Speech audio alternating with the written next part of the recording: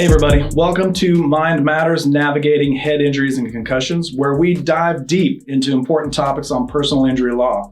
I'm your host, Kylie Como, the firm's treatment coordinator, and today we have a special guest, attorney John Mobley, who is going to be discussing traumatic brain injuries in the context of car crashes and some of the long-term impacts on brain injury victims may experience.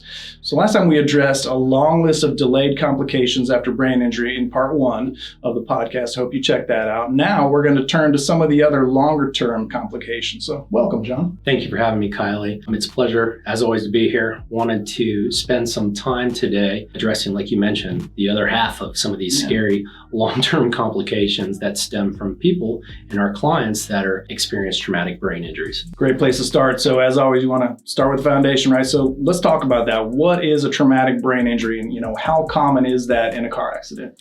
So in its most basic sense, a traumatic brain injury, also known as a TBI, is a disruption of the normal function of the brain that's caused by some sort of external force. It could be a blow to the head, a jolt to the head. Most common culprits that we see are car crashes and falls.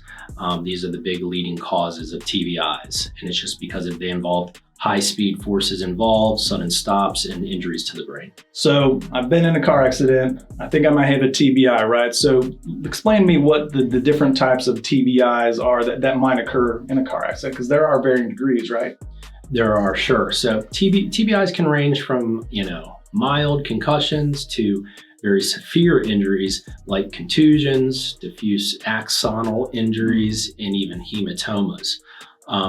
Each of these type affects the brain differently, and it can lead to various differing complications. For example, a concussion is often a temporary injury to a brain function, but severe injuries, like those axonal injuries, can cause widespread brain damage, leading to long-term impairments. And I'll just add that whichever part of your brain you injured will cause different symptoms and different neurological deficits. So if you injure the portion responsible for speech, you're going to have trouble finding words. If you injure the portion responsible for memory, you're going to experience changes to your long-term and short-term memory.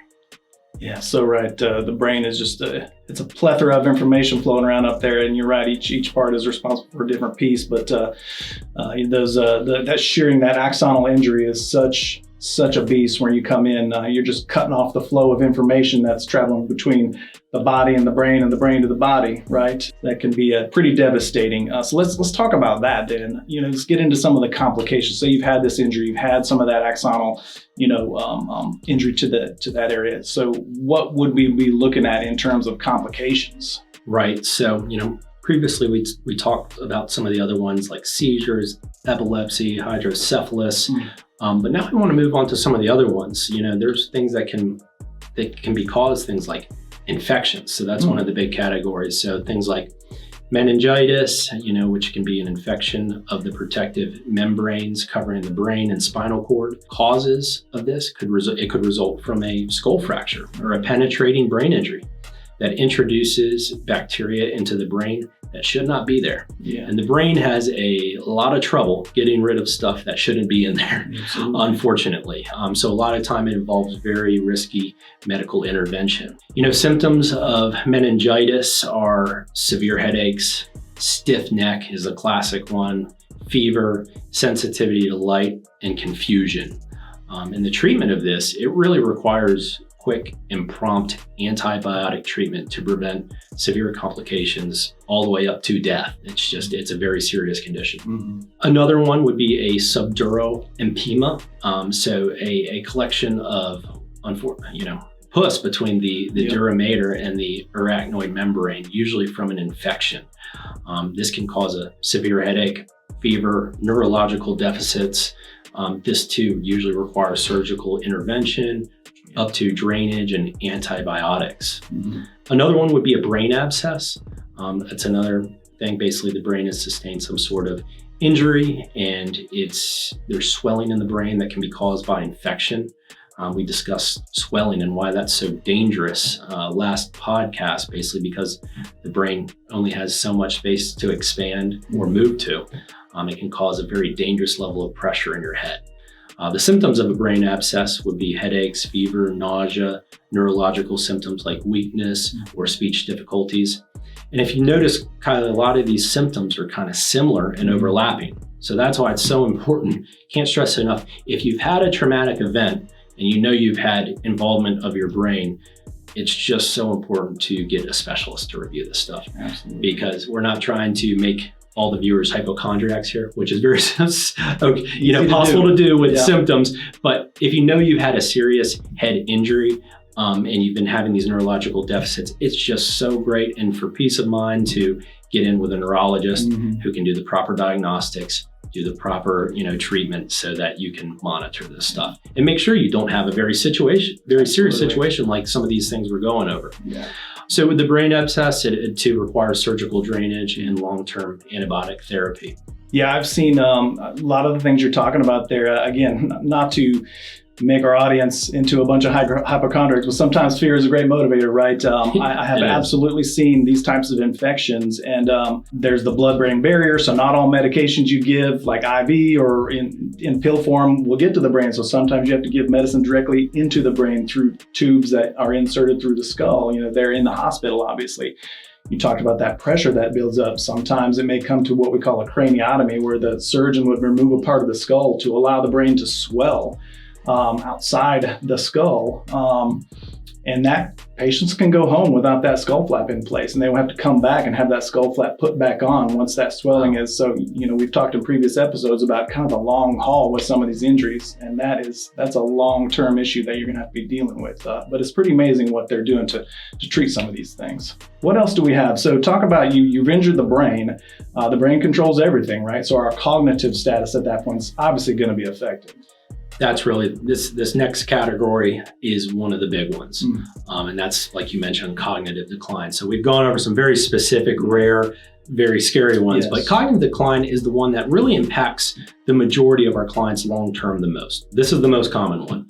And there's short-term and long-term. With short-term cognitive problems, we'll see symptoms like confusion, difficulty remembering recent events, and even trouble concentrating. May not seem that, of a big deal on paper, the way I just read it, but you start thinking about trouble concentrating, you may go from a grade A top tier employee to someone that can hardly get the job done. You may not be able to focus on, organizing the house and your events and family stuff. It just huge impacts on people that we don't think about. Duration is typically, it can resolve, short-term cognitive problems can resolve within weeks to months, but unfortunately, a lot of times it leads to the next category, which is long-term cognitive decline, where that stuff does not get better. A lot of the studies show that if it exceeds that 6 to 8 month mark, it becomes pretty permanent in a lot of cases, which is a scary thing. Long-term cognitive decline, one area we see a lot would be very famous now in the news because of recent NFL reports, would be chronic traumatic encephalopathy, CTE, a progressive condition resulting from repeated hits or injuries. Symptoms can include memory loss, confusion, depression, personality changes. A lot of renewed focus has been brought upon brain injury through these NFL reports. They're looking at NFL players after a long career and seeing just massive degradation of the brain. Unfortunately, for car crash victims, the forces are very similar to a helmet-to-helmet NFL hit. So we do unfortunately see people that after a severe bad brain injury and car crash, they present with similar symptoms as NFL players. In terms of the diagnosis, it's usually confirmed posthumously, so after death, through brain autopsy, showing that there's abnormal deposits in the brain. And if you've seen some of these pictures, the brain can literally look different than what you're used to seeing with the brain. I mean, it looks almost like it's broken down in certain areas. Shrunken. The impact. Cognitive problems can significantly affect daily functioning, work performance, even social interactions. We have a lot of clients that will say, when we're reaching out to family members or friends, they'll say this person was a social butterfly before the accident, and now they're more of a hermit, a shut-in. They don't come to the book club they used to do. They don't come to the softball games they used to be a teammate of. Instead, they stay home because they have headaches, sensitivity to light, or just depression, which occurs in a lot of people with brain injuries. Yeah, you bring up a good point there at the end. I think, the marriage between what we know scientifically now and pro sports like football has been such a key force in moving this study of brain injuries forward. You mentioned there at the end the depression, suicidality, suicidal ideation is such a real thing with people that are dealing with CTE. You read so many stories about, ex-NFL athletes that deal with that sort of thing because of that CTE they're dealing with. Think about Muhammad Ali. Look at him, when he was in his prime versus later in his life. I mean, he's a completely different person. And that kind of leads me to thinking about other issues like movement disorders, because like with Ali, you saw it in him, the shuffling gait, just the way he moved, and not to mention his mentation. So talk about some of those movement disorders you might see. Absolutely. Thanks for that lead in, Kylie. Movement disorders are a huge aspect of this. So types, we can see things like resting tremors, which occur when the body part is not in motion, or action tremors, where there may be some sort of occurring of the tremor during a voluntary movement. What does that look like? So it looks like shaking, rhythmic movements, often in the hands or the head, that shaking that you mentioned. Treatment would be medications. There are a list of them. We won't go into all that. Right. Very long name medications, but another thing is deep brain stimulation in severe cases. We're seeing this used more and more by some treating neurologists. Dystonia is another one. It's an involuntary muscle contraction causing repetitive movements or abnormal postures. And why is this such a bad thing? Well, it can affect the whole body or specific parts such as the neck or hands. And believe it or not, one of the treatments for this is Botox injections, which can have a paralyzing effect. So it can help that involuntary tremor not occur anymore through Botox. We see Botox, people think about it, it's the fountain of youth and the face shot, but really it has a lot of medical uses that we see. We see it done for headaches. We see it done like this for the tremors. So it has multiple applications. Another treatment that may help with this is physical therapy. Sometimes in severe cases, surgery. And getting onto this one, Parkinson's disease, which you mentioned, some of the symptoms of that could be slowness of movement, muscle stiffness, tremors, balance problems in very severe cases. Obviously, what links that to a traumatic brain injury? Well, that would be the repeated head trauma, which can increase the risk of developing Parkinson's disease. Absolutely. And that's something we try and advocate for our clients for when we're discussing case values and dealing with the insurance companies is, they sustain this initial injury, but you got to see long-term effects of this. It ups the average possibility lifetime for you developing Alzheimer's. It upticks that multiple percentage points if you've sustained serious concussions and brain injuries. Same with Parkinson's and other diseases. Medications to treat Parkinson's would include medications that increase dopamine levels, and there are some surgical options as well. Another category that is a big one would be fatigue and sleep disorders, with an emphasis on the impact of life stuff with the sleep disorder category. Anyone who has been sleep deprived can understand just how much of an impact that can have both on your sleeping life and your waking life. Fatigue, though, would be like a persistent feeling of tiredness that doesn't improve with rest, that can result in and impact the brain's recovery process, emotional stress, and physical deconditioning. One way to manage this would be to address the underlying medical conditions or physical therapy or, very dramatic lifestyle changes. And, when we're talking about sleep disorders, the big thing would be, that indicates that a brain injury victim has developed a sleep disorder would be difficulty falling or staying asleep, leading to daytime fatigue.